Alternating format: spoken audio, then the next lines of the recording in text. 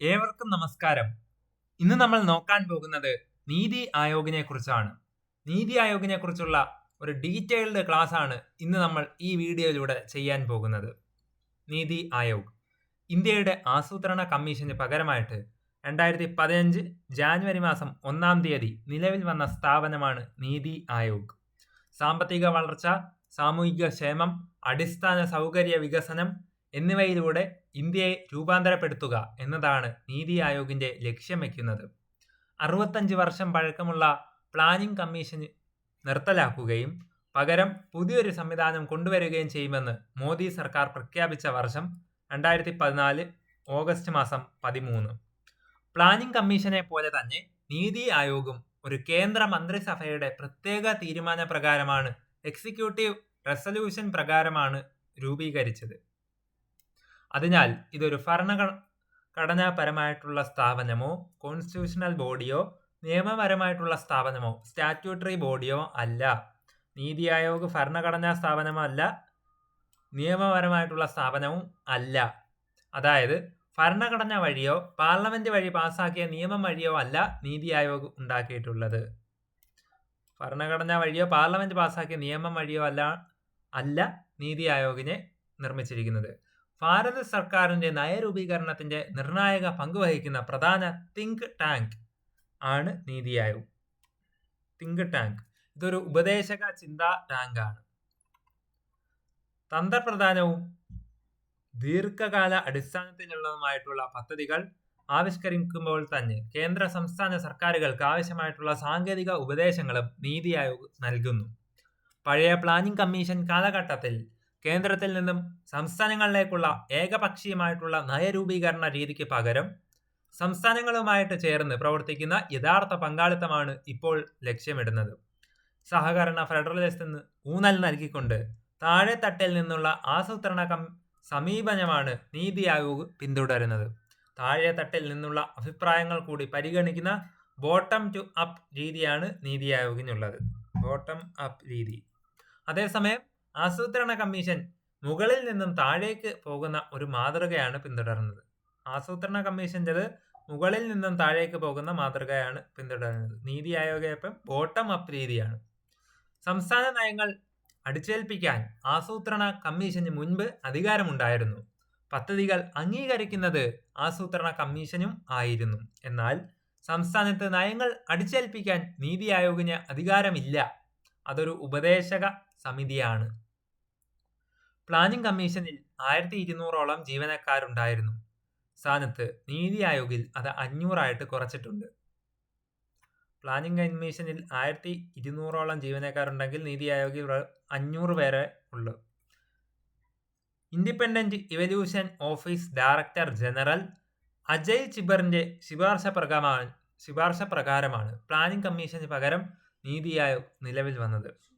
Independence evaluations office director general Ajay ചിബറിന്റെ ശുപാർശ പ്രകാരമാണ് പ്ലാനിംഗ് കമ്മീഷന് പകരം നീതി ആയോഗ് നിലവിൽ വന്നത്. നീതി ആയോഗ് നിലവിൽ വരുമ്പോൾ കേന്ദ്ര ധനകാര്യ വകുപ്പ് മന്ത്രി അരുൺ ജെയ്റ്റ്ലിയാണ്. നീതി ആയോഗ് നിലവിൽ വരുമ്പോൾ കേന്ദ്ര ധനകാര്യ വകുപ്പ് മന്ത്രി അരുൺ ജെയ്റ്റ്ലി. നീതി ആയോഗിന്റെ ആസ്ഥാനം നീതി ഭവൻ, സൻസദ് മാർഗ്, ന്യൂഡൽഹിയാണ്. നീതി ആയോഗിന്റെ ആസ്ഥാനം നീതി ഭവൻ, സൻസദ് മാർഗും ഒക്കെയാണ്. അത് ന്യൂഡൽഹിയിലാണ് സ്ഥിതി ചെയ്യുന്നത്. നീതി ആയോഗിന്റെ പൂർണ്ണ രൂപം നോക്കാം. ഇന്ത്യയെ പരിവർത്തനം ചെയ്യുന്നതിനുള്ള ദേശീയ സ്ഥാപനം, English national institution for transforming India, അതാണ് നീതി ആയോഗ്. നീതി ആയോഗിന്റെ അടിസ്ഥാനങ്ങൾ നോക്കാം. സംസ്ഥാനങ്ങളുടെ ശക്തമായിട്ടുള്ള പങ്കാളിത്തം, ദേശീയ വികസനത്തിന് സംസ്ഥാനങ്ങളുടെ തുല്യ പങ്കാളിത്തവും വഴി സഹകരണ ഫെഡറലിസം എന്ന തത്വം നടപ്പാക്കുന്നു. വിജ്ഞാന കേന്ദ്രം, ആഭ്യന്തരവും ബാഹ്യവുമായിട്ടുള്ള വിഭാഗങ്ങളുടെ ഒരു കലവറയാണ് ഇത്. പ്രവർത്തിക്കും. മികച്ച ഭരണരീതിയുടെ ഒരു കേന്ദ്രമായിട്ടും ഗവൺമെന്റിന്റെ എല്ലാ തലങ്ങളിലും തന്ത്രപരമായിട്ടുള്ള അറിവും വൈദഗ്ധ്യവും നൽകുന്ന ഒരു തിങ്ക് ടാങ്ക് ആയിട്ടും ഇത് നിലകൊള്ളും. ഏകോപന വേദി, വികസന ലക്ഷ്യങ്ങൾ നേടിയെടുക്കുന്നതിനായിട്ട് കേന്ദ്ര സംസ്ഥാന മന്ത്രാലയങ്ങളെ ഒന്നിപ്പിക്കാനും പ്രവർത്തനങ്ങൾ നിരീക്ഷിക്കുവാനുമായിട്ട് പോരായ്മകൾ പരിഹരിക്കാനായിട്ടും ചെയ്യുന്ന ഒരു പൊതു പ്ലാറ്റ്ഫോമായിട്ട് ഇത് പ്രവർത്തിക്കുന്നു. നീതി ആയോഗിന്റെ ഘടന. അധ്യക്ഷൻ എപ്പോഴും നീതി ആയോഗിന്റെ അധ്യക്ഷൻ പ്രധാനമന്ത്രിയായിരിക്കും. നീതി ആയോഗിന്റെ എക്സ് ഒഫീഷ്യോ ചെയർമാനാണ് പ്രധാനമന്ത്രി. നീതി ആയോഗിന്റെ എക്സ് ഒഫീഷ്യോ ചെയർപേഴ്സൺ പ്രധാനമന്ത്രിയാണ്. നീതി ആയോഗിന്റെ എക്സ് ഒഫീഷ്യോ ചെയർപേഴ്സൺ ആണ് പ്രധാനമന്ത്രി. നീതി ആയോഗിന്റെ പ്രഥമ അധ്യക്ഷനും നിലവിലെ അധ്യക്ഷനും നരേന്ദ്രമോദി തന്നെയാണ്. ആദ്യമായിട്ട് വന്നതും നിലവിലുള്ളതും നരേന്ദ്രമോദി. ഭരണസമിതി ഗവേണിംഗ് കൗൺസിലിനെ കുറിച്ച് നോക്കുമ്പോൾ നീതി ആയോഗിന്റെ ഭരണസമിതി ഗവേണിംഗ് കൗൺസിൽ ക്യാബിനറ്റ് സെക്രട്ടേറിയറ്റിന്റെ വിജ്ഞാപനം വഴി നിലവിൽ വന്നത് 2015 ഫെബ്രുവരി 16-നാണ്. ഈ ഭരണസമിതിയിലെ ക്യാബിനറ്റ് സെക്രട്ടേറിയറ്റിൽ 2021 ഫെബ്രുവരി 19 വിജ്ഞാപനം പ്രകാരം വഴി പുനഃസംഘടിപ്പിച്ചു. കേന്ദ്രഭരണ സമിതിയിൽ എല്ലാ സംസ്ഥാനങ്ങളിലെയും മുഖ്യമന്ത്രിമാർ, നിയമസഭയിലുള്ള കേന്ദ്രഭരണ പ്രദേശങ്ങളിലെയും അതായത് ഡൽഹി, പുതുച്ചേരി, ജമ്മു കാശ്മീർ എന്നിവയുടെ മുഖ്യമന്ത്രിമാർ, മറ്റ് കേന്ദ്രഭരണ പ്രദേശങ്ങളിലെ ലഫ്റ്റനന്റ് ഗവർണർമാരും പ്രധാനമന്ത്രി നിയോഗിക്കുന്ന ഉപാധ്യക്ഷനും സ്ഥിരം അംഗങ്ങളുമുണ്ട്. ഭരണസമിതിയുടെ ദൗത്യം നോക്കാം. സംസ്ഥാനങ്ങളുടെ സജീവ പങ്കാളിത്തത്തോടുകൂടി രാജ്യത്തിന്റെ വികസന രൂപരേഖയ്ക്ക് രൂപം നൽകുന്നതിനായിട്ട് ദേശീയ മുൻഗണനയോടുകൂടിയും തന്ത്രങ്ങളെ കൂടിയും ഒരു പൊതുവായിട്ടുള്ള കാഴ്ചപ്പാട് വികസിപ്പിക്കുക എന്നതാണ് ഭരണസമിതിയുടെ പ്രധാന ദൗത്യം. സഹകരണ ഫെഡറലിസം എന്ന ലക്ഷ്യം ഉൾക്കൊള്ളുന്ന ഭരണസമിതി ദേശീയ വികസന അജണ്ടയുടെ നടപ്പാക്കൽ വേഗത്തിലാക്കാൻ അന്തർമേഖല, ഇന്റർസെക്ടോറിയൽ, അന്തർവകുപ്പ്, ഇന്റർ ഡിപ്പാർട്ട്മെന്റൽ, ഫെഡറൽ വിഷയങ്ങൾ ചർച്ച ചെയ്യാനുള്ള വേദി കൂടിയാണ് നീതി ആയോഗ്. ഭരണസമിതിയുടെ യോഗങ്ങൾ. നീതി ആയോഗിന്റെ ഗവേണിംഗ് കൗൺസിലിന്റെ ആദ്യ യോഗം നടന്നത് 2015 ഫെബ്രുവരി 8-നാണ്. 2015 ഫെബ്രുവരി 8-ന് നടന്ന നീതി ആയോഗിന്റെ ആദ്യ സമ്മേളനം അറിയപ്പെടുന്നത് ടീം ഇന്ത്യ എന്നാണ്. ആദ്യത്തെ സമ്മേളനത്തെ അറിയപ്പെടുന്നത് ടീം ഇന്ത്യ. നീതി ആയോഗിന്റെ ഗവേണിംഗ് കൗൺസിലിന്റെ രണ്ടാമത്തെ യോഗം നടന്നത് 2015 ജൂലൈ 15. നീതി ആയോഗിന്റെ ഗവേണിംഗ് കൗൺസിലിന്റെ 10ാമത് യോഗം നടന്നത് 2025 മെയ് 24. വികസന ഭാരതം അറ്റ് 2047 അതിനായിട്ട് വികസിത സംസ്ഥാനങ്ങൾ എന്നതായിരുന്നു ഈ വർഷത്തെ പ്രമേയം. വികസിത് രാജ്യ ഫോർ വികസിത് ഭാരത് അറ്റ് 2047. 2047 വികസിത ഭാരതം എന്ന ലക്ഷ്യം നേടുകയാണ് ഈ വർഷത്തെ പ്രമേയമായിട്ട് നീതി ആയോഗ് സ്വീകരിച്ചിരിക്കുന്നത്. റീജിയണൽ കൗൺസിലുകളെ കുറിച്ച് നോക്കാം. ഒന്നിലധികം സംസ്ഥാനങ്ങളിലെയോ പ്രദേശങ്ങളെയോ ബാധിക്കുന്ന പ്രത്യേക വിഷയങ്ങൾ പരിഹരിക്കുന്നതിനായിട്ട് രൂപീകരിച്ചിരിക്കുന്നു റീജിയണൽ കൗൺസിലുകൾ. ഒരു നിശ്ചിത കാലയളവിലേക്കായിരിക്കും ഇവ രൂപീകരിക്കുന്നത്. ഇതിന്റെ യോഗങ്ങൾ വിളിച്ചു ചേർക്കുന്നത് പ്രധാനമന്ത്രി. ഈ യോഗത്തിൽ ബന്ധപ്പെട്ട സംസ്ഥാനങ്ങളിലെ മുഖ്യമന്ത്രിമാരും കേന്ദ്രഭരണ പ്രദേശങ്ങളിലെ ലഫ്റ്റനന്റ് ഗവർണർമാരും പങ്കെടുക്കും. നീതി ആയോഗ് അധ്യക്ഷനോ അദ്ദേഹം നിർദ്ദേശിക്കുന്ന വ്യക്തിയോ ഇതിന് നേതൃത്വം നൽകും. പ്രത്യേക ക്ഷണിതാക്കൾ, സ്പെഷ്യൽ ഇൻവൈറ്റീസിനെ കുറിച്ച് നോക്കാം. അതത് മേഖലയിൽ അറിവുള്ള വിദഗ്ധരെയും പ്രഗത്ഭരെയും പ്രധാനമന്ത്രി ഇതിലേക്ക് നാമനിർദ്ദേശം ചെയ്യും. പൂർണ്ണസമയ സംഘടനാ സംവിധാനം. അധ്യക്ഷനായ പ്രധാനമന്ത്രിക്ക് പുറമെ താഴെ പറയുന്നവർ ഇതിൽ ഉൾപ്പെടുന്നു. ഒന്നാമത്, ഉപാധ്യക്ഷൻ. പ്രധാനമന്ത്രിയാണ് ഇദ്ദേഹത്തെ നിയമിക്കുന്നത്. ഇദ്ദേഹത്തിന് ക്യാബിനറ്റ് മന്ത്രിയുടെ പദവി ഉണ്ടായിരിക്കും. നീതി ആയോഗിന്റെ പ്രഥമ ഉപാധ്യക്ഷൻ അരവിന്ദ് പനഗരിയ.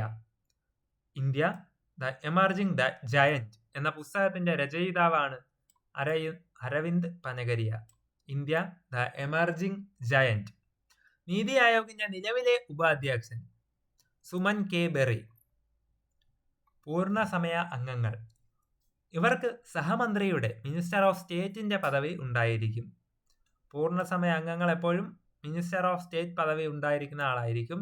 പാർട്ട് ടൈം അംഗങ്ങളായിട്ട് വരുമ്പോൾ പ്രമുഖ സർവകലാശാലയിൽ നിന്നോ ഗവേഷണ സ്ഥാപനങ്ങളിൽ നിന്നോ ഉള്ള പരമാവധി 2 പേർ.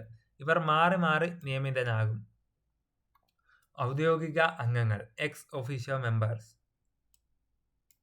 കേന്ദ്രമന്ത്രിസഭയിൽ നിന്നും പ്രധാനമന്ത്രി നാമനിർദ്ദേശം ചെയ്യുന്ന പരമാവധി 4 മന്ത്രിമാരാണ് എക്സ് ഒഫീഷ്യോ അംഗങ്ങളായിട്ടുള്ളത്.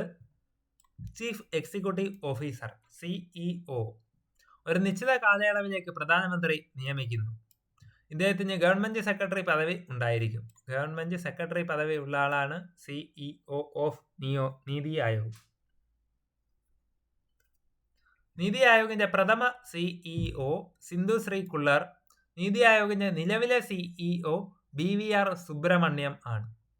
മുൻപ് CEO ആയിരുന്ന അമിതാഭ് കാന്തിന്റെ പുസ്തകമാണ് ദ പാത്ത് എഹെഡും ബ്രാഞ്ചിങ് ഇന്ത്യ എന്നിവ പുസ്തകം എഴുതിയത് നീതി ആയോഗിന്റെ മുൻപത്തെ CEO ആയിരുന്ന അമിതാഭ് കാന്ത് ആണ്. സെക്രട്ടേറിയറ്റ് ആവശ്യാനുസരണം പ്രവർത്തിക്കുന്നു.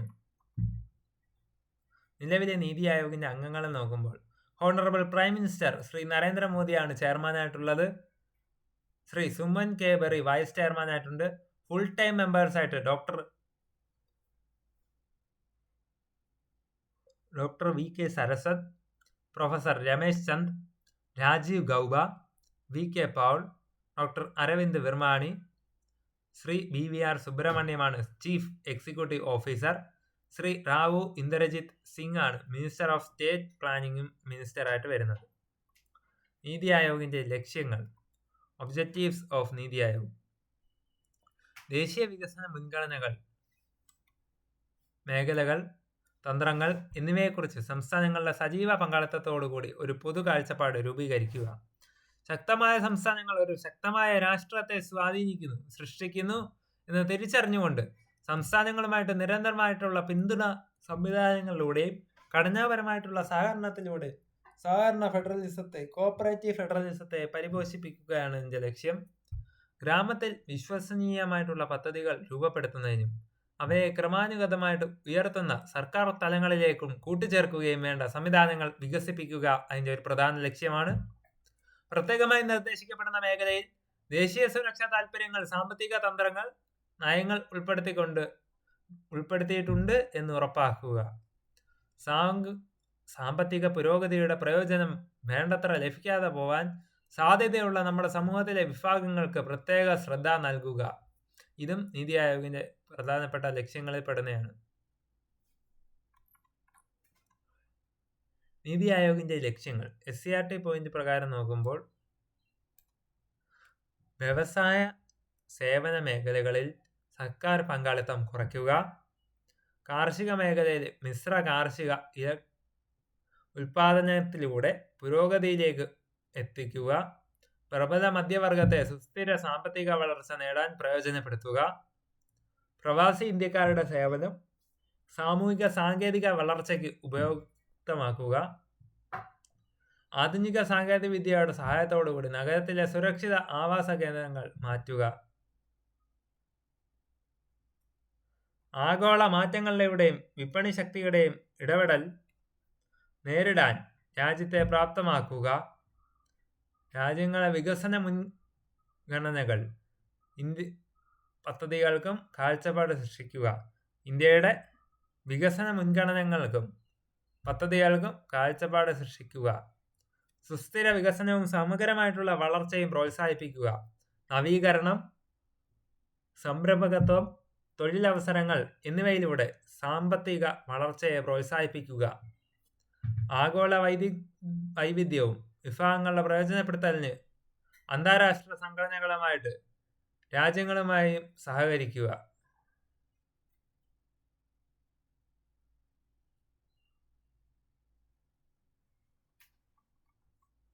തന്ത്രപരവും ദീർഘകാലപരവുമായിട്ടുള്ള നയങ്ങളും പരിപാടികളും അവയുടെ ചട്ടക്കൂടുകളും സംരംഭങ്ങളും രൂപകൽപ്പന ചെയ്യുക.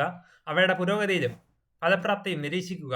നിരീക്ഷണത്തിലൂടെയും പ്രതികരണത്തിലൂടെ ഫീഡ്ബാക്കിലൂടെ ലഭിക്കുന്ന പാഠങ്ങൾ ആവശ്യമായിട്ടുള്ള മധ്യസ്ഥിതി തിരുത്തലുകൾ ഉൾപ്പെടുത്തിയുള്ള നൂതനമായിട്ടുള്ള മെച്ചപ്പെടുത്തലുകൾക്കായിട്ട് ഉപയോഗിക്കുക. പ്രധാന പങ്കാളിയും ദേശീയ അന്തർദേശീയ തലത്തിലുള്ള ചിന്താകേന്ദ്രങ്ങൾ, വിദ്യാഭ്യാസ നയ ഗവേഷണ സ്ഥാപനങ്ങൾ എന്നിവയുമായിട്ട് ഉപദേശം നൽകാനും സഹകരണം പ്രോത്സാഹിപ്പിക്കുകയും ചെയ്യുക. ദേശീയ അന്തർദേശീയ വിദഗ്ധർ, ഫെലോസ്, പ്രൊഫഷണലുകൾ, മറ്റ് പങ്കാളിത്ത എന്നിവരുടെ സഹകരണത്തോടെ അറിവും ന്യൂനതയും സംരംഭകത്വം എന്നിവയ്ക്കുള്ള പിന്തുണാ സംവിധാനം സൃഷ്ടിക്കുക. വികസന അജണ്ടയുടെ നടപ്പാക്കൽ വേഗത്തിലാക്കാൻ അന്തർമേഖല, വകുപ്പ് തലത്തിലുള്ള പ്രശ്നങ്ങൾക്ക് പരിഹാരം കാണാനുള്ള ഒരു വേദി ഒരുക്കുക. നല്ല ഭരണത്തെയും സുസ്ഥിരവും തുല്യമായിട്ടുള്ള വികസനത്തിൽ മികച്ച രീതികളെക്കുറിച്ചുള്ള ഗവേഷണങ്ങളുടെ ഒരു അത്യാധുനിക വിഭവ ശേഖരണമായിട്ട് കേന്ദ്രമായിട്ടും പരിപാലിക്കുകയും വിവരങ്ങൾ പങ്കാളികളിലേക്ക് എത്തിക്കുകയും ചെയ്യുക എന്നിവയും ഇതിന്റെ പ്രധാന ലക്ഷ്യങ്ങളാണ്. അതേപോലെ തന്നെ പരിപാടികളിലെയും പദ്ധതികളിലെയും നടപ്പാക്കൽ സജീവമായി നിരീക്ഷിക്കുക, വിലയിരുത്തുകയും ചെയ്യുക, വിജയത്തിന് ആവശ്യമായിട്ടുള്ള വിഭവങ്ങൾ തിരിച്ചറിയുന്നതിന് ശ്രദ്ധ കേന്ദ്രീകരിക്കുക. പരിപാടികളുടെ പദ്ധതികൾക്ക് നടപ്പാക്കലിനായിട്ട് സാങ്കേതിക വിദ്യ നവീകരണത്തിലും ശേഷി വർദ്ധിപ്പിക്കുന്നതിലും പ്രധാന ശ്രദ്ധ കേന്ദ്രീകരിക്കുക. ദേശീയ വികസന അജണ്ടയും മേൽ വിവരിച്ച ലക്ഷ്യങ്ങളെ മുന്നോട്ട് കൊണ്ടുപോകുന്നതിന് ആവശ്യമായിട്ടുള്ള മറ്റ് പ്രവർത്തനങ്ങൾ ഏറ്റെടുക്കുക. നീതി ആയോഗിന്റെ പ്രവർത്തനങ്ങൾ. നീതി ആയോഗിന്റെ പ്രവർത്തനങ്ങളെ പ്രധാനമായിട്ട് 2 ഹബ്ബുകളായിട്ട് തിരിച്ചിരിക്കുന്നു. ടീം ഇന്ത്യ ഹബ്,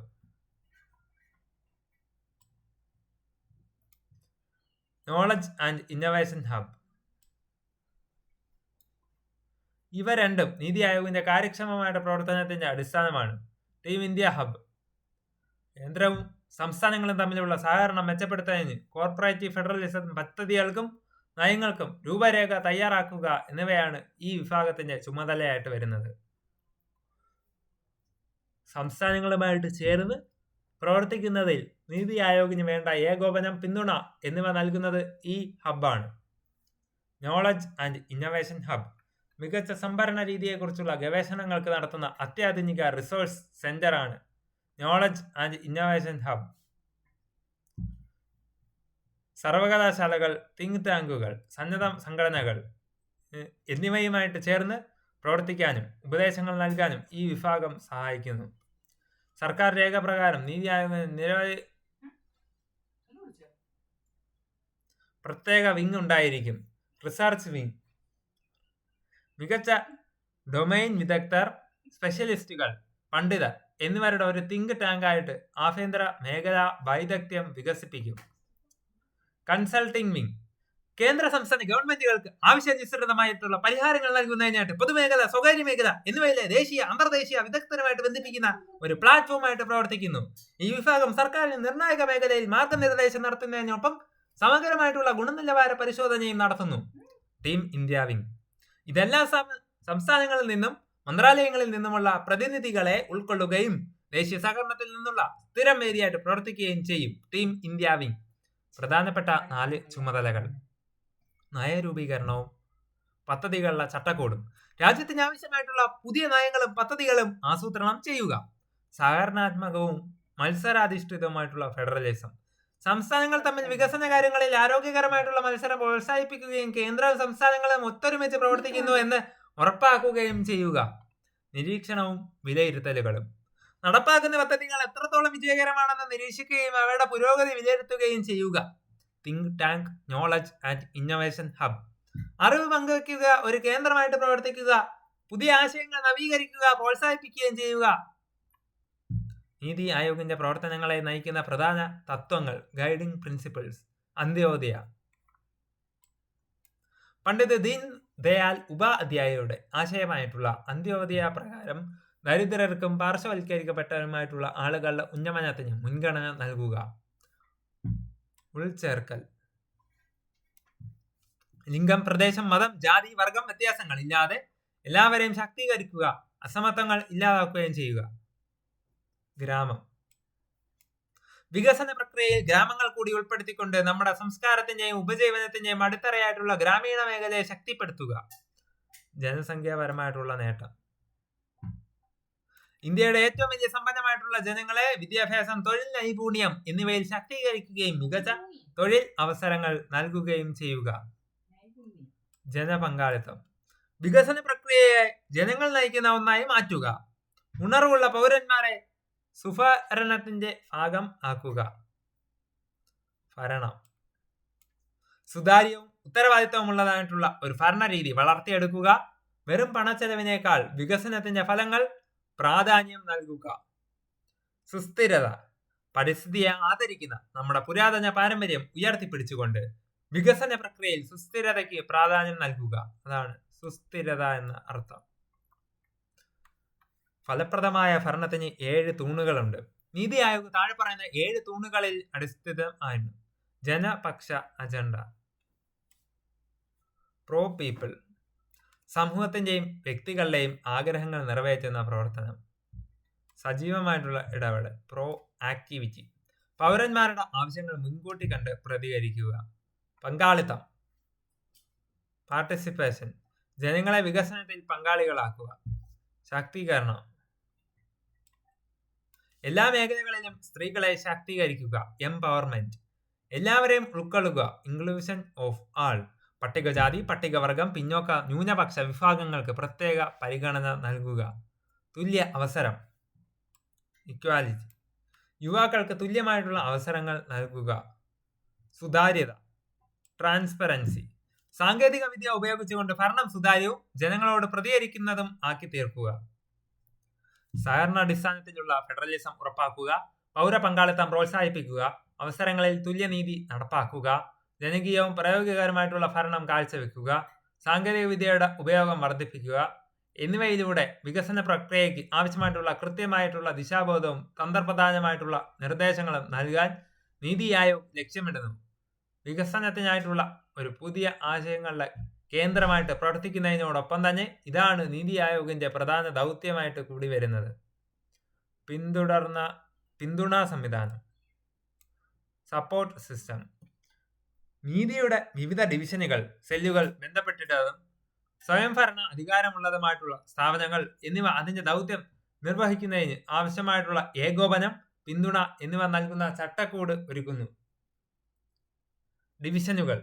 ഡിവിഷൻസ്: ഭരണനിർവഹണം, കാർഷിക നയം, കാർഷിക സാങ്കേതിക വിദ്യ, കാലാവസ്ഥാ വ്യതിയാനവും പരിസ്ഥിതിയും, ഡേറ്റ മാനേജ്മെന്റും വിശകലനവും,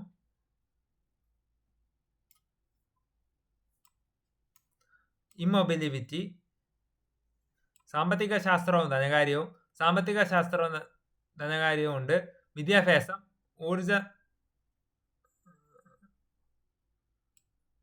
ഊർജം, ഭരണനിർവഹണത്തിനും പരിഷ്കാരങ്ങളും, ഗവർണിംഗ് കൗൺസിൽ സെക്രട്ടേറിയറ്റും ഏകോപനം, ആരോഗ്യവും കുടുംബക്ഷേമവും, വ്യവസായവും വിദേശ നിക്ഷേപവും, അടിസ്ഥാന സൗകര്യങ്ങളെ ബന്ധിപ്പിക്കൽ, സംയോജിത ധനകാര്യ വിഭാഗം, IT ആൻഡ് ടെലികോം മന്ത്രാലയം.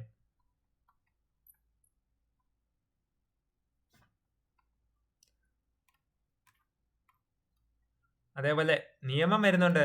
നഗരവൽക്കരണം കൈകാര്യം ചെയ്യൽ, പൊതുധനകാര്യം, നയ വിശകലനം, പൊതു സ്വകാര്യ പങ്കാളിത്തം, ഗവേഷണവും ശൃംഖലയും, ശാസ്ത്ര സാങ്കേതിക വിദ്യ S&T, സുരക്ഷിതവും തന്ത്രപ്രധാനമായിട്ടുള്ള കാര്യങ്ങളും സേവനങ്ങളും, സാമ്പത്തിക രഹസ്യാന്വേഷണ വിഭാഗവും, നൈപുണ്യ വികസനം, തൊഴിൽ ഉദ്യോഗം, സാമൂഹിക നീതിയും ശാക്തീകരണവും, സംസ്ഥാന ധനകാര്യവും ഏകോപനവും, സുസ്ഥിര വികസന ലക്ഷ്യങ്ങൾ, ടൂറിസവും സംസ്കാരവും, ജലഭൂവീകരണവും, വിനിയോഗ ശുപാർശ.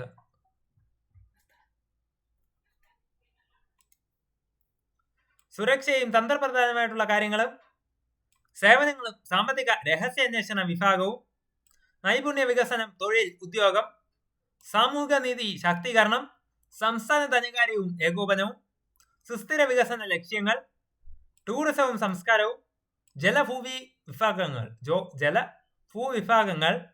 വനിതാ ശിശു വികസനം എന്നിവയാണ് ഈ 33 എണ്ണമാണ് ഇതിന്റെ ഡിവിഷൻ ആയിട്ട് വരുന്നത്. ഇനി സെല്ലുകളെ നോക്കുമ്പോൾ ചാക്രിക സമ്പദ് വ്യവസ്ഥ, ആശയവിനിമയം, ലൈബ്രറി, വടക്ക് കിഴക്കൻ ഫോറം, സ്വമേധയുള്ള പ്രവർത്തനം.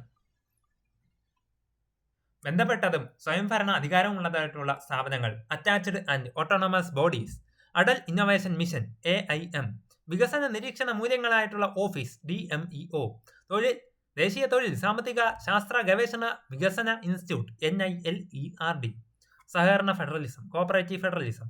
ഭാരതത്തിന്റെ സഹകരണ ഫെഡറലിസം എന്ന പ്രധാന ലക്ഷ്യം യഥാർത്ഥ്യമാക്കുന്നതിനും മികച്ച ഭരണം ഉറപ്പാക്കുന്നതിനുമാണ് നീതി ആയോഗ് രൂപീകരിക്കുന്നത്. കരുത്തുറ്റ സംസ്ഥാനങ്ങൾക്കാണ് കരുത്തുറ്റ രാഷ്ട്രത്തിന്റെ അടിസ്ഥാനം എന്ന തത്വത്തിലാണ് ഇത് പ്രവർത്തിക്കുന്നത്. കരുത്തുറ്റ സംസ്ഥാനങ്ങളാണ് കരുത്തുറ്റ രാഷ്ട്രത്തിന്റെ അടിസ്ഥാനം എന്ന തത്വത്തിലാണ് നീതി ആയോഗ് പ്രവർത്തിക്കുന്നത്. ദേശീയ വികസന അജണ്ട നടപ്പാക്കുന്നതിനായിട്ട് സംസ്ഥാനങ്ങളിലെ ടീം ഇന്ത്യ എന്ന നിലയിൽ ഒരുമിച്ച് കൊണ്ടുവരുന്ന കേന്ദ്ര ഗവൺമെന്റിന്റെ പ്രധാന വേദിയിൽ നിന്നും നീതി ആയോഗ് നിലകൊണ്ടു. ഇതിന്റെ അടിസ്ഥാനത്തിൽ സംസ്ഥാനങ്ങളും കേന്ദ്രഭരണ പ്രദേശങ്ങളുമായിട്ടുള്ള സജീവമായിട്ടുള്ള ഇടപെടലിലൂടെയും പിന്തുണയിലൂടെയും സഹകരണ ഫെഡറലിസം ശക്തിപ്പെടുത്തുന്നതിനായിട്ട് നീതി ആയോഗ് നിരവധി നടപടികൾ സ്വീകരിച്ചിട്ടുണ്ട്. അവ താഴെ പറയുന്നതാണ്.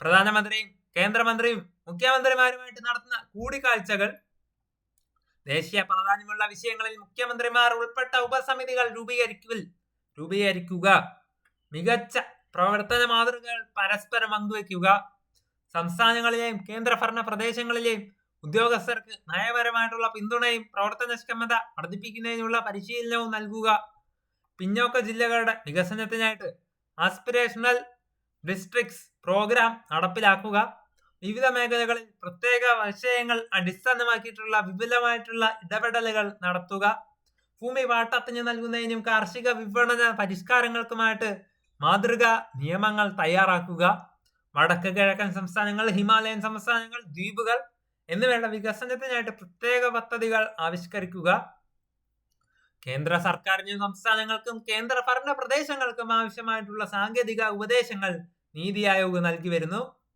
അടിസ്ഥാന സൗകര്യ വികസനത്തിനും പൊതു സ്വകാര്യ പങ്കാളിത്തം PPP പുനരുജ്ജീവിപ്പിക്കുന്നതിനുമായിട്ട് വിവിധ മാതൃകകളും പദ്ധതികളും നീതി ആയോഗ് ആവിഷ്കരിച്ചിട്ടുണ്ട്. സംസ്ഥാനങ്ങൾക്കും കേന്ദ്രഭരണ പ്രദേശങ്ങൾക്കുമുള്ള വികസന സഹായ സേവനങ്ങൾ DSSS, മാനവ വിഭവശേഷി പരിവർത്തനത്തിനായിട്ടുള്ള സുസ്ഥിര നടപടി SATH എന്നിവ ഇതിൽ പ്രധാനപ്പെട്ടതാണ്. മത്സരബുദ്ധിയോടുകൂടിയുള്ള ഫെഡറലിസം, കോമ്പറ്റേറ്റീവ് ഫെഡറലിസം, സംസ്ഥാനങ്ങളുടെയും കേന്ദ്രഭരണ പ്രദേശങ്ങളുടെയും പ്രകടനം മെച്ചപ്പെടുത്തുന്നതിന് സഹായിക്കുന്നതുമായിട്ടുള്ള മത്സരബുദ്ധിയോടുകൂടിയുള്ള ഫെഡറലിസം പ്രോത്സാഹിപ്പിക്കാൻ നീതി ആയോഗ് പരിശ്രമിക്കുന്നു. സുതാര്യമായിട്ടുള്ള റാങ്കിങ്ങിലൂടെ വിവിധ മേഖലകളിൽ സംസ്ഥാനങ്ങൾക്കിടയിൽ ആരോഗ്യകരമായിട്ടുള്ള മത്സരം വളർത്താനും അവർക്ക് ആവശ്യമായിട്ടുള്ള പിന്തുണ നൽകാനും നീതി ആയോഗ് ലക്ഷ്യമിടുന്നു. നീതി ആയോഗ് പുറത്തിറക്കിയ പ്രധാന സൂചികകളാണ് സ്കൂൾ വിദ്യാഭ്യാസ ഗുണനിലവാര സൂചിക, സംസ്ഥാന ആരോഗ്യ സൂചിക, സംയോജിത ജല മാനേജ്മെന്റ് സൂചിക, സുസ്ഥിര വികസനം ലക്ഷ്യ സൂചിക, ഇന്ത്യ ഇന്നൊവേഷൻ സൂചിക, ഇന്ത്യ ഇന്നൊവേഷൻ അല്ലെങ്കിൽ നവീകരണ സൂചിക, കയറ്റുമതി മത്സരക്ഷമതാ സൂചിക. കൂടാതെ പിന്നോക്കം നിൽക്കുന്ന ജില്ലകളിലെ ആസ്പിറേഷണൽ ഡിസ്ട്രിക്റ്റിന്റെ പ്രകടനം വിലയിരുത്തിക്കൊണ്ടുള്ള ഡെൽറ്റ റാങ്കിങ്ങും നീതി ആയോഗ് മാസം തോറും പ്രസിദ്ധീകരിക്കുന്നുണ്ട്. വിവിധ സാമൂഹിക മേഖലകളിലെ ഗുണനിലവാരത്തിന്റെ അടിസ്ഥാനത്തിൽ സംസ്ഥാനങ്ങളെ റാങ്ക് ചെയ്യുന്നത് അവരുടെ പ്രകടനം മെച്ചപ്പെടുത്താൻ സംസ്ഥാനങ്ങളെയും ജില്ലകളെയും പ്രോത്സാഹിപ്പിക്കുന്നു. സൂചികകൾ തയ്യാറാക്കുന്നതിനും അവ അവലോകനം ചെയ്യുന്നതിനും ആവശ്യമായിട്ടുള്ള പ്രവർത്തനങ്ങൾ നടപ്പാക്കുന്നതിനും നീതി ആയോഗ് സംസ്ഥാന കേന്ദ്രഭരണ സർക്കാരുകളുമായിട്ട് ബന്ധപ്പെട്ട മന്ത്രാലയങ്ങളും ആയിട്ട് സഹകരിച്ചുകൊണ്ട് പ്രവർത്തിക്കുന്നു. സ്വയംഭരണ സ്ഥാപനങ്ങളും അനുബന്ധ ഓഫീസുകളും നോക്കാം. നീതി ആയോഗിനെ സഹായിക്കുന്നതിനായിട്ട് ഒരു സ്വയംഭരണ സ്ഥാപനം NILERD, അതേപോലെ ഒരു അനുബന്ധ ഓഫീസ് DMEO പ്രവർത്തിക്കുന്നുണ്ട്. National institute of labour economics research and development, അതാണ് NILERDയുടെ പൂർണ്ണരൂപം.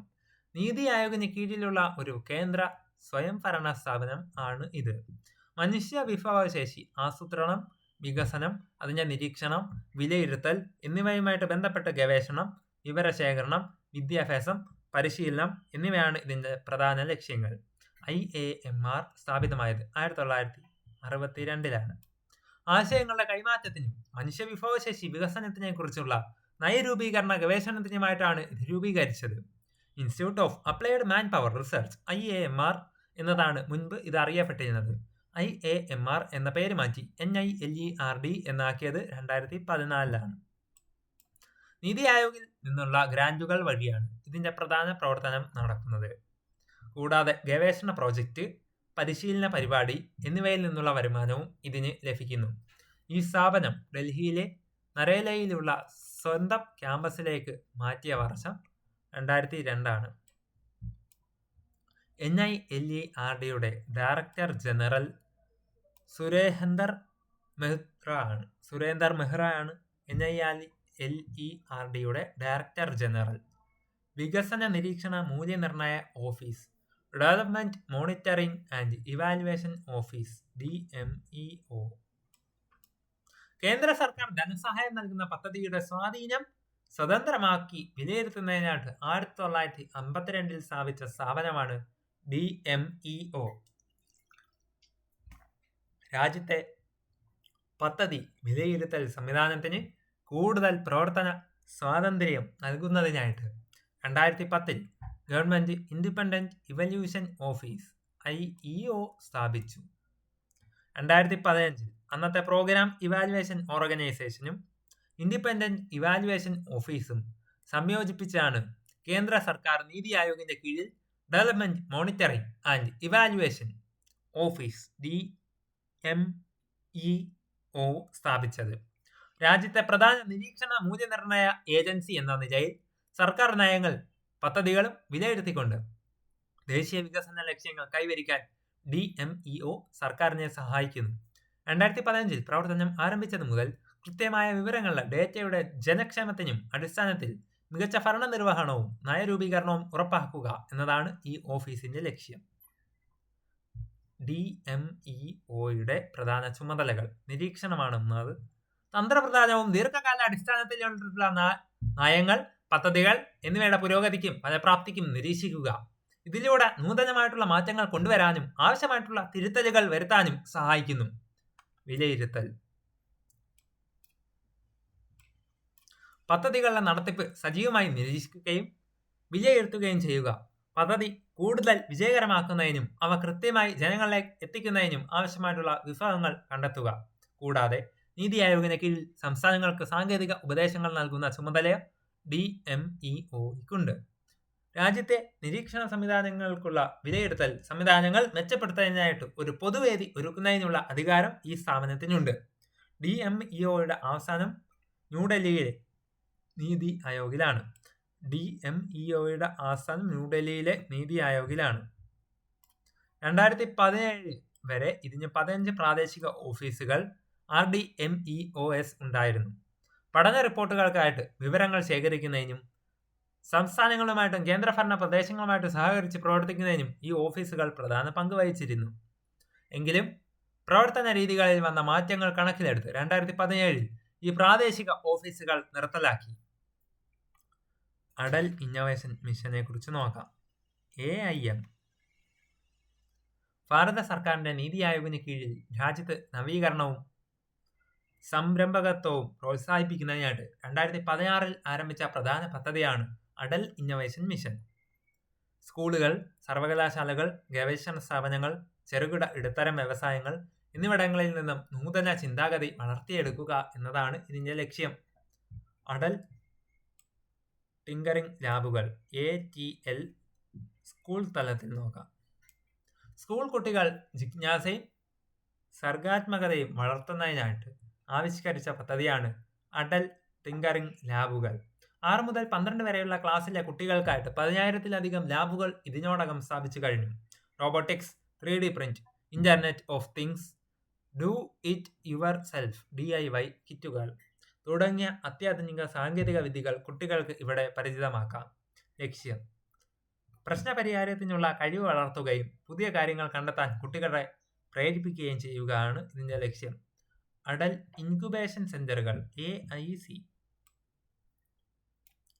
സ്റ്റാർട്ടപ്പ് സംരംഭകരായിട്ട് വന്നതാണ് AIC. യൂണിവേഴ്സിറ്റികളും കോർപ്പറേറ്റ് സ്ഥാപനങ്ങൾക്കും പുതിയ സ്റ്റാർട്ടപ്പുകളെ പ്രോത്സാഹിപ്പിക്കുന്നതിനായിട്ട് സ്ഥാപിച്ചിട്ടുള്ള കേന്ദ്രങ്ങൾ. നിലവിൽ ഇന്ത്യയിൽ ഉടനീളം 72 കേന്ദ്രങ്ങൾ പ്രവർത്തിക്കുന്നുണ്ട്. സാങ്കേതിക സൗകര്യങ്ങൾ, മാർഗനിർദ്ദേശം, സാമ്പത്തിക സഹായം, ലാബുകൾ, നെറ്റ്വർക്കിംഗ് സൗകര്യങ്ങൾ എന്നിവ നൽകുന്നു. ആരോഗ്യ രംഗം, വിദ്യാഭ്യാസം, കൃഷി, ബഹിരാകാശം, ഡ്രോൺ സാങ്കേതിക വിദ്യ തുടങ്ങിയ വിവിധ മേഖലകളിൽ സ്റ്റാർട്ടപ്പുകളെ ഇവർ പിന്തുണയ്ക്കുന്നു. അടൽ കമ്മ്യൂണിറ്റി ഇന്നോവേഷൻ സെന്ററുകൾ ACIC സേവനം ലഭിക്കാത്ത മേഖലകൾക്കായിട്ട് ഇന്ത്യയിലെ ടയർ 2, ടയർ 3 നഗരങ്ങൾ, വികസനം പിന്നോക്കം നിൽക്കുന്ന ജില്ലകൾ, ഗോത്രവർഗ മേഖലകൾ, മലയോര തീരദേശ പ്രദേശങ്ങൾ എന്നിവിടങ്ങളിൽ സാങ്കേതിക വിദ്യയിൽ അധിഷ്ഠിതമായിട്ടുള്ള നവീകരണങ്ങൾ എത്തിക്കുക എന്നതാണ് ഈ പദ്ധതിയുടെ ലക്ഷ്യം. പൊതു സ്വകാര്യ പങ്കാളിത്തത്തോടെയാണ് ഇത് നടപ്പിലാക്കുന്നത്. ഒരു സെന്ററിന് 2.5 കോടി രൂപ വരെ അടൽ ഇന്നൊവേഷൻ മിഷൻ പ്രകാരം ഗ്രാൻഡായിട്ട് നൽകും. ഇതിന് തുല്യമായിട്ടുള്ള അതിലധികമോ തുക പങ്കാളിത്തം വഹിക്കുന്ന സ്ഥാപനവും കണ്ടെത്തണം. നിലവിൽ രാജ്യത്തുടനീളം 14 കേന്ദ്രങ്ങളുണ്ട്. Atal new India challenges ANIC ദേശീയ പ്രാധാന്യമുള്ള കണ്ടുപിടുത്തങ്ങൾക്കായിട്ട്. അടൽ ഇന്നൊവേഷൻ മിഷന്റെ ഒരു പ്രധാന പദ്ധതിയാണിത്.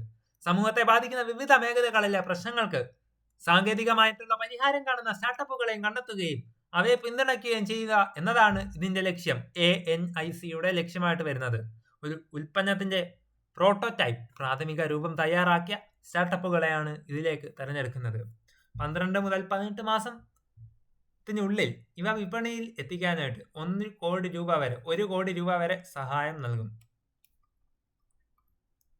ആദ്യഘട്ടത്തിൽ 53 സ്റ്റാർട്ടപ്പുകളെയും രണ്ടാം ഘട്ടത്തിൽ 88 സ്റ്റാർട്ടപ്പുകളെയും ഇതിനായിട്ട് തിരഞ്ഞെടുത്തിട്ടുണ്ട്.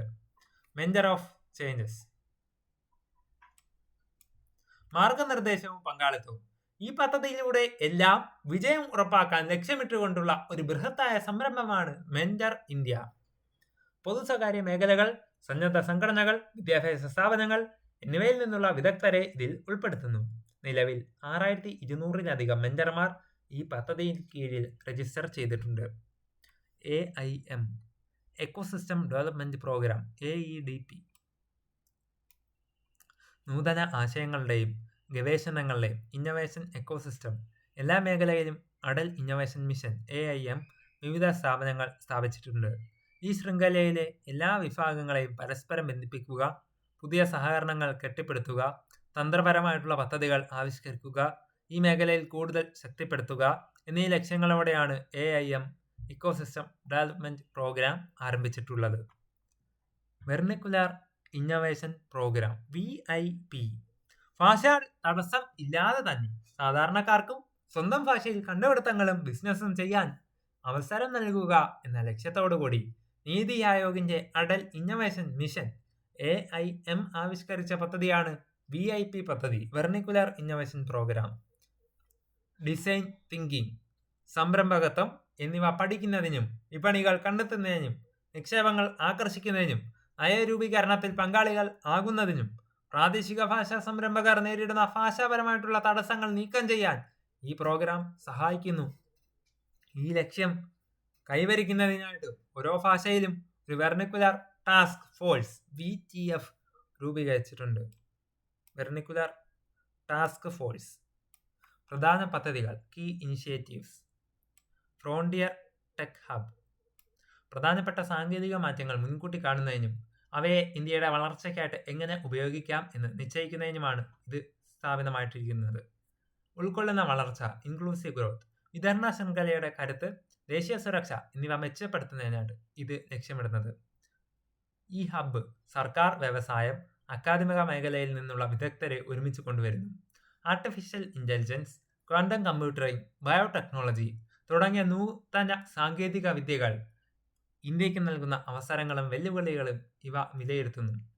വികസിത ഭാരതം അറ്റ് 2047 വികസിത ഭാരതം അറ്റ് 2047 എന്ന ലക്ഷ്യം കൈവരിക്കുന്നതിനായിട്ട് ഈ സാങ്കേതിക വിദ്യകളെ എങ്ങനെ ഫലപ്രദമായിട്ട് ഉപയോഗിക്കാം എന്നതിനുള്ള തന്ത്രങ്ങൾ ഇവർ രൂപകൽപ്പന ചെയ്യുന്നു. സംസ്ഥാനങ്ങൾക്കായിട്ടുള്ള നീതി ഫോർ സ്റ്റേറ്റ്സ്. വികസിത ഭാരതം എന്ന ലക്ഷ്യത്തിനായിട്ട് കാര്യങ്ങൾ പഠിക്കുന്നതിനും പങ്കുവയ്ക്കാനും പ്രവർത്തിക്കാനും സഹായിക്കുന്ന ഒരു ഏകീകൃത പ്ലാറ്റ്ഫോമാണ് NITI for states. Lifestyle for environment life. 2021 UN കാലാവസ്ഥാ വ്യതിയാന സമ്മേളനത്തിൽ COP26 ആഗോള കാലാവസ്ഥാ പ്രവർത്തനങ്ങളുടെ മുൻനിരയിലേക്ക് വ്യക്തിഗത സ്വഭാവ രീതികളെ കൊണ്ടുവരുന്നതിനായിട്ട് പ്രധാനമന്ത്രി നരേന്ദ്രമോദി മിഷൻ ലൈഫ് പ്രഖ്യാപിച്ചു. ലക്ഷ്യസ്ഥാനമില്ലാത്തതും വിനാശകരവുമായിട്ടുള്ള ഉപഭോഗത്തെ അടിസ്ഥാനമാക്കിയിട്ടുള്ള ഇന്നത്തെ ഉപയോഗിച്ച് വലിച്ചെറിയുന്ന യൂസ് ആൻഡ് ഡിസ്പോസ് സമ്പദ് വ്യവസ്ഥയ്ക്ക് പകരം കരുതലോടുകൂടിയും ബോധപൂർവമുള്ള വിനിയോഗം ശീലമാക്കുന്ന ഒരു സർക്കുലർ എക്കണോമി കൊണ്ടുവരാൻ ലൈഫ് വിഭാവനം ചെയ്യുന്നു. ലോകമെമ്പാടുമുള്ള ആളുകൾ തങ്ങളുടെ ദൈനംദിന ജീവിതത്തിൽ നടപ്പാക്കുന്ന ലളിതമായതും മാറ്റങ്ങളിലൂടെയുമുള്ള കാലാവസ്ഥാ വ്യതിയാനത്തിനെതിരെ വലിയ മുന്നേറ്റം നടത്താൻ ഈ മിഷൻ ലക്ഷ്യമിടുന്നു. കാലാവസ്ഥയുമായിട്ട് ബന്ധപ്പെട്ട് സാമൂഹിക മാനദണ്ഡങ്ങളിൽ മാറ്റം വരുത്താൻ സോഷ്യൽ നെറ്റ്വർക്കുകളുടെ കരുത്ത് ഉപയോഗപ്പെടുത്താൻ ലൈഫ് പദ്ധതിയിൽ പറ്റുന്നു. പരിസ്ഥിതി സൗഹൃദ ജീവിതശൈലി സ്വീകരിക്കാനും പ്രചരിപ്പിക്കാനും പ്രതിജ്ഞാബദ്ധരായ ആളുകളുടെ ഒരു ആഗോള ശൃംഖലയായിട്ടുള്ള പ്രോ പ്ലാനറ്റ് പീപ്പിൾ P3 ഇതിലൂടെ രൂപീകരിക്കും. പരിസ്ഥിതി സൗഹൃദപരമായിട്ടുള്ള ശീലങ്ങൾ സ്വയം നിലനിർത്തുന്ന ഒരു സാഹചര്യം ഈ P3 കമ്മ്യൂണിറ്റിയിലൂടെ സൃഷ്ടിക്കാൻ മിഷൻ ലക്ഷ്യമിടുന്നു. NDAP national data and analytics platform. Indian government വിവരങ്ങൾ എളുപ്പത്തിൽ ലഭ്യമാക്കുന്നതിനും അവ വിശകലനം ചെയ്യുന്നതിനുമുള്ള സംവിധാനമാണ് national data and analytics platform. ഇന്ത്യയിലെ വിവിധ ഭരണ വിഭാഗങ്ങളിൽ നിന്നുള്ള വിവരശേഖരങ്ങൾ ഈ പ്ലാറ്റ്ഫോമിലൂടെ കണ്ടെത്താനും ഡേറ്റാ സെന്ററുകൾ തിരയാനും കൂട്ടിച്ചേർക്കാനും ചിത്രരൂപത്തിൽ കാണാനും ഡൗൺലോഡ് ചെയ്യാനും ഇത് ഉപഭോക്താക്കളെ സഹായിക്കുന്നു. ശൂന്യ നഗരങ്ങളിലെ ചരക്ക് നീക്കത്തിനും ടാക്സി സേവനങ്ങൾക്കും ഇലക്ട്രിക് വാഹനങ്ങൾ പ്രോത്സാഹിപ്പിക്കുന്നതിനുമുള്ള ഒരു പദ്ധതിയാണ് ശൂന്യ സീറോ പൊല്യൂഷൻ മൊബിലിറ്റി. സംസ്കൃതത്തിൽ ശൂന്യം എന്നാൽ പൂജ്യം എന്നാണ് അർത്ഥം. ഇത് പുതിയ സാധ്യതകളുടെ തുടക്കത്തിനും സൂചിപ്പിക്കുന്നു. ഈ ആശയത്തിൽ നിന്നും പ്രചോദനം ഉൾക്കൊണ്ടുകൊണ്ടാണ് ഗതാഗത മേഖലയിൽ വായുമലിനീകരണം ഇല്ലാത്ത വാഹനങ്ങൾ സീറോ എമിഷൻ വെഹിക്കിൾസ് വേഗത്തിൽ നടപ്പിലാക്കി ഒരു വിപ്ലവകരമായിട്ടുള്ള മാറ്റം കൊണ്ടുവരാൻ ശൂന്യ ക്യാമ്പയിൻ ലക്ഷ്യമിടുന്നു. ശൂന്യ ക്യാമ്പയിൻ്റെ പ്രധാനപ്പെട്ട 3 ഘടകങ്ങളാണ് കോർപ്പറേറ്റ് ബ്രാൻഡിംഗ്. കമ്പനികളെ ഈ പദ്ധതിയിലൂടെ ഭാഗമാക്കുന്നതിനും അവരുടെ വാഹനങ്ങൾ ശൂന്യ ലോക പതിപ്പിക്കുന്നതിനും വേണ്ടിയുള്ളത്. ഉപഭോക്തൃ ബോധവൽക്കരണം. മലിനീകരണം കുറയ്ക്കുന്നതിനായിട്ട് ഇലക്ട്രിക് വാഹനങ്ങൾ ഉപയോഗിക്കേണ്ടതിൻ്റെ ഗുണങ്ങളെക്കുറിച്ചുള്ള ജനങ്ങളെ ബോധവാന്മാരാക്കാനാണ് ഈ ഒരു ബോധവൽക്കരണ പരിപാടി. Resource tool kit. ഇലക്ട്രിക് വാഹനങ്ങളിലേക്ക് മാറാൻ ആഗ്രഹിക്കുന്നവർക്ക് ആവശ്യമായിട്ടുള്ള വിവരങ്ങളും സഹായങ്ങളും നൽകുന്ന രേഖകൾ. ഇ അമൃത്. ഇലക്ട്രിക് വാഹനങ്ങൾക്കായിട്ടുള്ള EVs വെബ് പോർട്ടലാണ് ഇത്. ഇന്ത്യയും UK-യും തമ്മിലുള്ള ജോയിന്റ് റോഡ് മാപ്പ് 2030 ഭാഗമായിട്ട് ഇരു രാജ്യങ്ങളും തമ്മിലുള്ള വിജ്ഞാന വിനിമയ പരിപാടിയിലൂടെ നീതി ആയോഗാണ് ഈ പോർട്ടൽ വികസിപ്പിച്ചത്. ഇലക്ട്രിക് വാഹനങ്ങളുമായിട്ട് ബന്ധപ്പെട്ട എല്ലാ വിവരങ്ങളും ലഭിക്കുന്ന ഒരു ഏകജാലക സംവിധാനം ആണ് ഇത്. ഇലക്ട്രിക് വാഹനങ്ങളെക്കുറിച്ചുള്ള തെറ്റായ ധാരണകൾ തിരുത്തുക, ഇവയുടെ വാങ്ങൽ, നിക്ഷേപ അവസരങ്ങൾ, സർക്കാർ നയങ്ങൾ, സബ്സിഡികൾ തുടങ്ങിയ കാര്യങ്ങൾ ഈ പോർട്ടലിലൂടെ മനസ്സിലാക്കാം. അർത്ത് നീതി. ഇന്ത്യയുടെ സാമ്പത്തിക നയങ്ങൾ, വികസന പ്രവർത്തനങ്ങൾ, നയരൂപീകരണം എന്നിവയിൽ ശ്രദ്ധ കേന്ദ്രീകരിച്ചുകൊണ്ട് നീതി ആയോഗ് പ്രസിദ്ധീകരിക്കുന്ന ഒരു മാസികയാണ് അർത്ത് നീതി. ഈ പ്രസിദ്ധീകരണം നീതി ആയോഗിൻ്റെ വിവിധ പ്രവർത്തനങ്ങൾ, ഗവേഷണങ്ങൾ, നയനിർദ്ദേശങ്ങൾ എന്നിവയെക്കുറിച്ചുള്ള വിവരങ്ങൾ ഉൾക്കൊള്ളുന്നു. ഇന്ത്യയുടെ സമഗ്രമായിട്ടുള്ള വികസനത്തിനായിട്ട് നീതി ആയോഗ് നടത്തുന്ന പ്രവർത്തനങ്ങളെ പൊതുജനങ്ങളിലേക്ക് എത്തിക്കുന്നതിൽ അർത്ത് നീതി പ്രധാന പങ്ക് വഹിക്കുന്നു. ഇനി കറണ്ട് അഫയേഴ്സ് നോക്കാം. COVID-19 രോഗികൾക്ക് ഹോം കെയർ നൽകാൻ ലക്ഷ്യമിടുന്ന ആസ്പിറേഷൻ ഡിസ്ട്രിക്ട് പ്രോഗ്രാമിന് കീഴിലുള്ള നീതി ആയോഗിന്റെ സംരംഭമാണ് സുരക്ഷിത് ഹം സുരക്ഷിത് തും. ക്വാണ്ടം കമ്പ്യൂട്ടറിംഗ് മേഖലയിൽ ആഗോളതലത്തിൽ മുൻപന്തിയിലെത്താൻ ലക്ഷ്യമിട്ടുകൊണ്ട് ഇന്ത്യയെ ഒരു പ്രമുഖ ക്വാണ്ടം അധിഷ്ഠിത സമ്പദ് വ്യവസ്ഥയാക്കി മാറ്റുക എന്ന റിപ്പോർട്ട് പുറത്തിറക്കിയത് നീതി ആയോഗാണ്. റിപ്പോർട്ട് പ്രകാരം പ്രകാശനം ചെയ്തത് നീതി ആയോഗിന്റെ CEO BVR സുബ്രഹ്മണ്യം. ഇന്ത്യയുടെ ഇഞ്ചി തലസ്ഥാനം എന്ന് നാമകരണം ചെയ്യാൻ നീതി ആയോഗ് ശുപാർശ ചെയ്ത വടക്ക് കിഴക്കൻ സംസ്ഥാനമാണ് മിസോറാം. നീതി ആയോഗിന്റെ ബ്രെയിൻ ഹെൽത്ത് തലച്ചോറിന്റെ ആരോഗ്യം പദ്ധതി അംഗീകാരം ലഭിക്കുന്ന രാജ്യത്തെ ആദ്യത്തെ ആസ്പിറേഷണൽ ബ്ലോക്ക് ആയിട്ട് മാറിയ കാസർഗോഡ് ജില്ലയിലെ പരപ്പ ബ്ലോക്ക് പഞ്ചായത്താണ്. നിലവിൽ രാജ്യത്തെ 12 ആസ്പിറേഷണൽ ജില്ലകളിൽ മാത്രമാണ് ഈ പദ്ധതി ലഭ്യമായിട്ടുള്ളത്. ഈ പദ്ധതിക്ക് കീഴിൽ പാർക്കിൻസൺസ്, അപസ്മാരം, ഡിമെൻഷ്യ അതായത് മറവി രോഗം, മറ്റ് നാഡീ സംബന്ധമായിട്ടുള്ള രോഗങ്ങൾ എന്നിവയ്ക്ക് തുടർ ചികിത്സയും തെറാപ്പിയും നൽകും. ആസ്പിറേഷണൽ ഡിസ്ട്രിക്ട് പ്രോഗ്രാം ADP ആരംഭിച്ച വർഷം 2018 ആസ്പിറേഷണൽ ബ്ലോക്ക് പ്രോഗ്രാം ABP ആരംഭിച്ച വർഷം 2023 ADP 2018 ABP വന്നത് 2023, ADP 2018 ആസ്പിറേഷണൽ ഡിസ്ട്രിക്ട്സ് പ്രോഗ്രാം. രാജ്യത്തെ ഏറ്റവും പിന്നോക്കം നിൽക്കുന്ന 112 ജില്ലകളെ വേഗത്തിലും ഫലപ്രദമായിട്ടും വികസിപ്പിക്കുക എന്ന ലക്ഷ്യത്തോടെ 2018 ജനുവരിയിൽ പ്രധാനമന്ത്രി നരേന്ദ്രമോദി തുടക്കം കുറിച്ച പദ്ധതിയാണ് ADP പദ്ധതി. പദ്ധതിയുടെ പ്രധാന സവിശേഷതകളാണ്: കേന്ദ്ര സംസ്ഥാന പദ്ധതികളെ ഒന്നിപ്പിക്കുക, കേന്ദ്ര സംസ്ഥാന നോഡൽ ഓഫീസർമാർക്ക് ജില്ലാ കളക്ടർമാരും തമ്മിലുള്ള ഒത്തൊരുമ, ഓരോ മാസത്തെയും പുരോഗതിയുടെ അടിസ്ഥാനത്തിൽ ജില്ലകൾ തമ്മിലുള്ള മത്സരം. സംസ്ഥാനങ്ങൾക്ക് ഈ പദ്ധതിയിലൂടെ പ്രധാന ചുമതല ഓരോ ജില്ലയുടെയും കരുത്ത് തിരിച്ചറിഞ്ഞ് പെട്ടെന്ന് മാറ്റങ്ങൾ വരുത്താൻ കഴിയുന്ന മേഖലകളിൽ ശ്രദ്ധ കേന്ദ്രീകരിക്കുന്നു. താഴെ പറയുന്ന 5 മേഖലയിൽ 49 സൂചകങ്ങൾ KPIs പരിശോധിച്ചാണ് ഓരോ മാസവും ജില്ലയുടെ പുരോഗതി വിലയിരുത്തുന്നത്. ആരോഗ്യവും പോഷക ആഹാരവും, വിദ്യാഭ്യാസം, കൃഷിയും ജലവിഭാഗവും, സാമ്പത്തിക ഇടപെടൽ ഉൾപ്പെടുത്തലുകളും നൈപുണ്യ വികസനവും, അടിസ്ഥാന സൗകര്യ വികസനം. ഇനി ഇതിന്റെ ലക്ഷ്യം വരുമ്പോൾ സബ്കാ സാത്ത് സബ്കാ വികാസ് സബ്കാ വിശ്വാസ് എന്ന ആശയത്തിൽ ഊന്നി എല്ലാ പൗരന്മാരുടെയും ജീവിത നിലവാരം ഉയർത്തുക, എല്ലാവരെയും ഉൾക്കൊള്ളുന്ന വികസനം ഉറപ്പാക്കുകയുമാണ് ഇതിന്റെ ലക്ഷ്യം. ജില്ലകൾ ആദ്യം തങ്ങളുടെ സംസ്ഥാനങ്ങളെ മികച്ച ജില്ലയ്ക്ക് ഒപ്പം എത്തിക്കുകയും പിന്നീട് രാജ്യത്തെ മികച്ച ജില്ലകളിൽ ഒന്നായിട്ട് മാറാനും പരിശ്രമിക്കുന്നു. നീതി ആയോഗ് വിവിധ മന്ത്രാലയങ്ങളിലെയും വികസന പങ്കാളികളുമായിട്ടും സഹകരിച്ച് ഈ പ്രവർത്തനങ്ങൾ വേഗത്തിലാക്കുന്നു. സുസ്ഥിര വികസന ലക്ഷ്യങ്ങൾ സസ്റ്റൈനബിൾ ഡെവലപ്മെന്റ് ഗോൾസ് പ്രാദേശിക തലത്തിൽ നടപ്പിലാക്കി രാജ്യത്തിന്റെ പുരോഗതി ഉറപ്പാക്കുകയാണ് ഇതിലൂടെ ചെയ്യുന്നത്.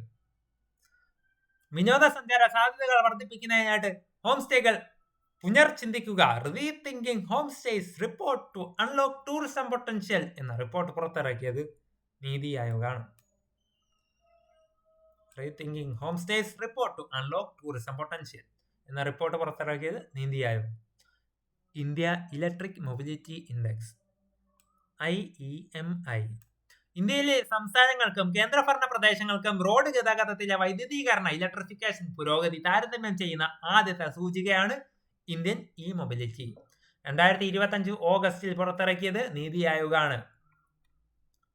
India's blue economy strategy for harnessing deep sea and offshore fisheries എന്ന റിപ്പോർട്ട് പുറത്തിറക്കിയത് നീതി ആയോഗ്. 2025 ഒക്ടോബർ 13 ന്യൂഡൽഹിയിലെ നടന്ന ചടങ്ങിൽ നീതി ആയോഗ് CEO BVR സുബ്രഹ്മണ്യം, നീതി ആയോഗ് അംഗമായിട്ടുള്ള കൃഷി പ്രൊഫസർ രാമചന്ദ്രനും ചേർന്നിട്ടാണ് ഈ റിപ്പോർട്ട് പ്രകാശനം ചെയ്തത്. Niti NCAER national council of applied economics റിസർച്ചുമായിട്ട് NCAER സഹകരിച്ചുകൊണ്ട് നീതി ആയോഗ് വികസിപ്പിച്ചിട്ടുള്ള പോർട്ടലാണ് നീതി NCAER. ഏകദേശം 30 വർഷത്തെ 1990 മുതൽ 91 മുതൽ 2022-23 വരെയുള്ള സംസ്ഥാന ധനകാര്യങ്ങളെ കുറിച്ചുള്ള സാമൂഹിക സാമ്പത്തിക വിവരങ്ങൾ, ഗവേഷണ റിപ്പോർട്ടുകൾ, പ്രബന്ധങ്ങൾ, വിദഗ്ധ അഭിപ്രായങ്ങൾ എന്നിവയുടെ ഒരു സമഗ്ര ശേഖരം ആണിത്. പോർട്ടൽ ഉദ്ഘാടനം ചെയ്തത് നിർമ്മല സീതാരാമൻ. നീതി ആയോഗ് സാമ്പത്തിക ഭദ്രത സുരക്ഷ അഥവാ ഫിസ്ക്കൽ ഹെൽത്ത് ഇൻഡെക്സ് FHI 2025 കുറിച്ച് നോക്കുമ്പോൾ ഫിസ്ക്കൽ ഹെൽത്ത് ഇൻഡെക്സ് FHI പ്രകാരം 18 പ്രധാന സംസ്ഥാനങ്ങളെ 4 വിഭാഗങ്ങളായിട്ട് തിരിച്ചിട്ടുണ്ട്.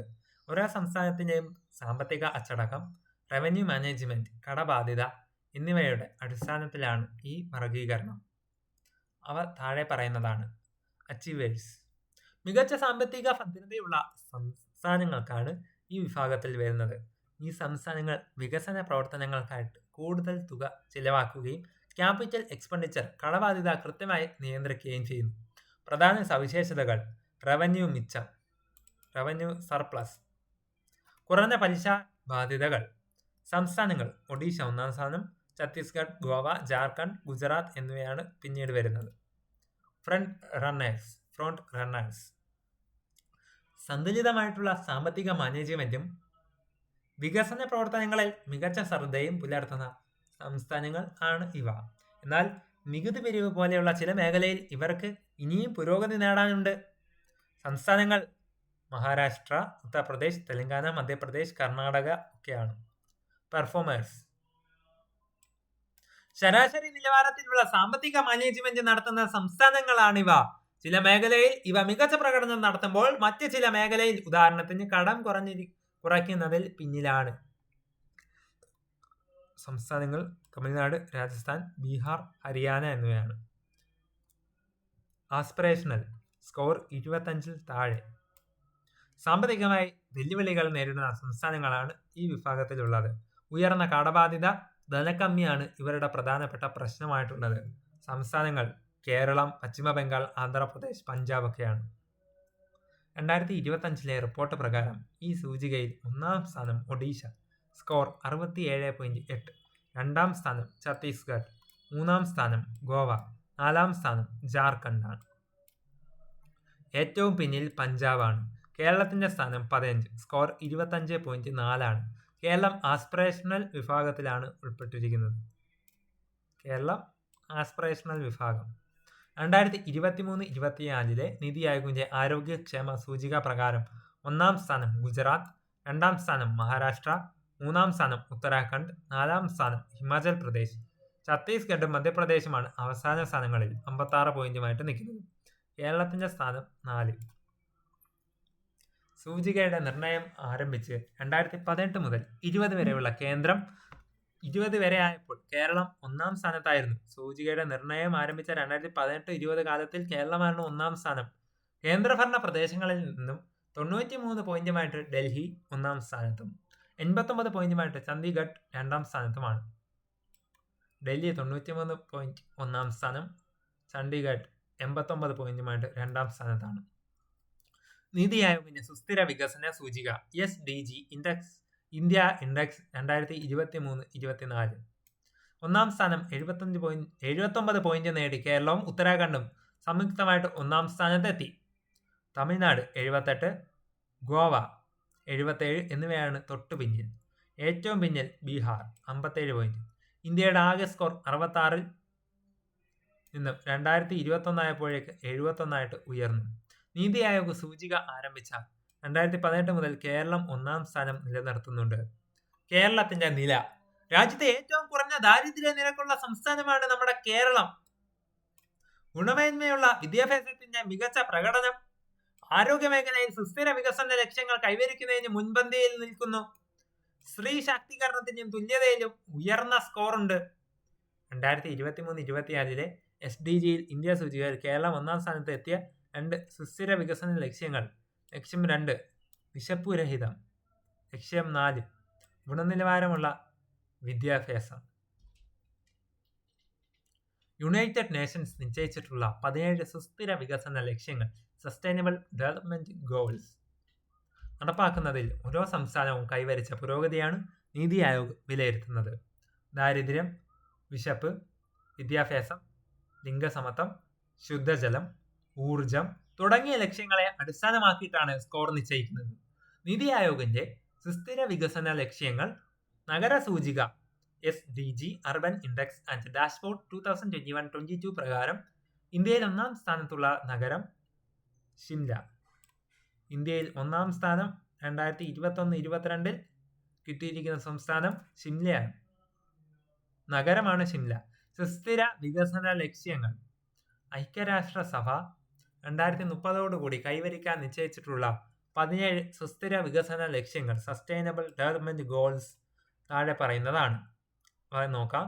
ദാരിദ്ര്യ നിർമ്മാർജ്ജനം നോ പോവർട്ടി, പട്ടിണി രഹിതം സീറോ ഹങ്കർ, ആരോഗ്യം ക്ഷേമവും ഗുഡ് ഹെൽത്ത് ആൻഡ് വെൽബീയിങ്, ഗുണനിലവാരമുള്ള വിദ്യാഭ്യാസം ക്വാളിറ്റി എഡ്യൂക്കേഷൻ, ലിംഗസമത്വം ജെൻഡർ ഇക്വാലിറ്റി, ശുദ്ധജലവും ശുചിത്വവും ക്ലീൻ വാട്ടർ ആൻഡ് സാനിറ്റേഷൻ, താങ്ങാനാവുന്നതും ശുദ്ധവുമായിട്ടുള്ള ഊർജം അഫോർഡബിൾ ആൻഡ് ക്ലീൻ എനർജി,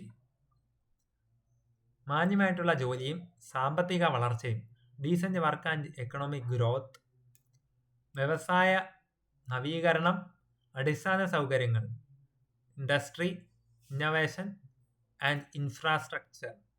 അസമത്വം കുറയ്ക്കുക, റെഡ്യൂസ്ഡ് ഇൻഇക്വാലിറ്റീസ്. സുസ്ഥിര നഗരങ്ങളും സമൂഹങ്ങളും, സസ്റ്റൈനബിൾ സിറ്റീസ് ആൻഡ് കമ്മ്യൂണിറ്റീസ്. ഉത്തരവാദിത്തമുള്ള ഉപഭോഗവും ഉൽപ്പന്നവും, റെസ്പോൺസിബിൾ കൺസപ്ഷൻ ആൻഡ് പ്രൊഡക്ഷൻ. കാലാവസ്ഥാ സംരക്ഷണം, ക്ലൈമറ്റ് ആക്ഷൻ. ജലത്തിനടിയിലെ ജീവൻ, ലൈഫ് ബിലോ വാട്ടർ. കരയിലെ ജീവൻ, ലൈഫ് ഓൺ ലാൻഡ്. സമാധാനം, നീതി, ശക്തമായിട്ടുള്ള സ്ഥാപനങ്ങൾ, peace, justice and strong institutions. ലക്ഷ്യങ്ങൾക്കായിട്ട് പങ്കാളിത്തം, പാർട്ട്ണർഷിപ്പ് ഫോർ ഗോൾസ്. 2025 ഒക്ടോബറിൽ ഇന്ത്യയുടെ സേവന മേഖല തൊഴിൽ പ്രവണതകളിൽ നിന്നും സംസ്ഥാനതല മാറ്റങ്ങളിൽ നിന്നുമുള്ള ഉൾക്കാഴ്ചകൾ, India's service sector insight from employment trends and state level dynamics എന്ന പേരിൽ ഒരു പ്രധാന റിപ്പോർട്ട് പുറത്തിറക്കുന്നത് നീതി ആയോഗാണ്. റിപ്പോർട്ടിലെ പ്രധാനപ്പെട്ട വസ്തുതകൾ നോക്കിയാൽ ലോകത്ത് പകുതിയോളം പേർ സേവന മേഖലയിൽ ജോലി ചെയ്യുമ്പോൾ ഇന്ത്യയിലേക്ക് അത് 30% താഴെ മാത്രമാണ്. ഈ മാറ്റത്തിൽ ഇന്ത്യ പിന്നിലാണ്. ഇത് സൂചിപ്പിക്കുന്നു സേവന മേഖലയിൽ വരുമാനം കൂടുന്നുണ്ടെങ്കിലും അതനുസരിച്ച് പുതിയ തൊഴിലവസരങ്ങൾ സൃഷ്ടിക്കപ്പെടുന്നില്ല. 2047 വികസിത രാഷ്ട്രമാക്കാൻ ഈ മേഖലയിൽ കൂടുതൽ തൊഴിൽ അവസരങ്ങൾ അത്യാവശ്യമാണ്. നിലവിൽ കൃഷി കഴിഞ്ഞാൽ ഏറ്റവും കൂടുതൽ പേർ 18.8 കോടി പേർ ജോലി ചെയ്യുന്നത് ഈ മേഖലയിലാണ്. നിർമ്മാണ മേഖലയെ അപേക്ഷിച്ച് സേവന മേഖലയാണ് കൂടുതൽ തൊഴിൽ നൽകുന്നത്. നഗരങ്ങളിൽ 61% പേർ ഈ മേഖലയിൽ ജോലി ചെയ്യുമ്പോൾ ഗ്രാമങ്ങളിൽ ഇത് 19% മാത്രമാണ്. ഗ്രാമങ്ങളിൽ കച്ചവടം, ഗതാഗതം എന്നിവയിൽ ജോലികൾ ഒതുങ്ങുമ്പോൾ നഗരങ്ങളിൽ IT, ഫിനാൻസ് തുടങ്ങിയ ഉയർന്ന വരുമാനമുള്ള ജോലികളുമുണ്ട്. ഗ്രാമീണ മേഖലയിലെ സേവനങ്ങൾക്ക് സ്ത്രീകളുടെ പങ്കാളിത്തം വളരെ കുറവാണ്, 10.5% ഉള്ളു. നഗരങ്ങളിൽ സ്ത്രീകൾ കൂടുതലായിട്ട് ഈ മേഖലയിൽ ഉണ്ടെങ്കിലും അവർ പ്രധാനമായിട്ടും വിദ്യാഭ്യാസം, ആരോഗ്യം തുടങ്ങിയ ചുരുക്കം ചില തൊഴിലുകൾ മാത്രമാണ് കേന്ദ്രീകരിക്കുന്നത്. ഉയർന്ന വൈദഗ്ധ്യം വേണ്ട മേഖലകളിൽ സ്ഥിര വരുമാനമുള്ള ജോലികൾ ലഭിക്കുമ്പോൾ സാധാരണ മേഖലയിൽ ഭൂരിഭാഗവും സ്വയം തൊഴിൽ ചെയ്യുന്നവരാണ്. ഇത് സാമ്പത്തിക അരക്ഷിതാവസ്ഥയ്ക്ക് കാരണമാകുന്നു. നീതി ആയോഗിന്റെ ദാരിദ്ര്യ സൂചിക പ്രകാരം ശുദ്ധജല ലഭ്യതാ പ്രശ്നം ഏറ്റവും കുറവുള്ള സംസ്ഥാനം പഞ്ചാബ്.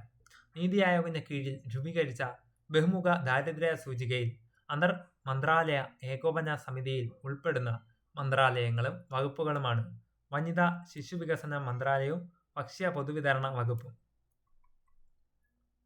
നീതി ആയോഗിന്റെ റിപ്പോർട്ട് പ്രകാരം ഉന്നത വിദ്യാഭ്യാസ മേഖലയിൽ ഏറ്റവും കൂടുതൽ പണം ചെലവഴിക്കുന്ന സംസ്ഥാനങ്ങളായിട്ട് മാറിയത് കേരളമാണ്. ഉന്നത വിദ്യാഭ്യാസ മേഖലയിൽ ഏറ്റവും കൂടുതൽ പണം ചെലവഴിക്കുന്ന സംസ്ഥാനമാണ് നമ്മുടെ കേരളം. 2024 പുറത്തു വന്ന നീതി ആയോഗിന്റെ റിപ്പോർട്ട് പ്രകാരം 2013 മുതൽ 14 വരെയുള്ള 2022-23 വരെയുള്ള കാലയളവിൽ ഏറ്റവും കൂടുതൽ ദാരിദ്ര്യമുക്തി നേടിയ സംസ്ഥാനം ഉത്തർപ്രദേശ്. മൊത്ത വിപണിയിൽ വിലക്കയറ്റ നിരക്ക് നിർണ്ണയിക്കുന്ന രീതി പരിഷ്കരിക്കുന്നതിനായിട്ട് നീതി ആയോഗിന്റെ നേതൃത്വത്തിൽ അംഗം രമേശ് ചന്ദ്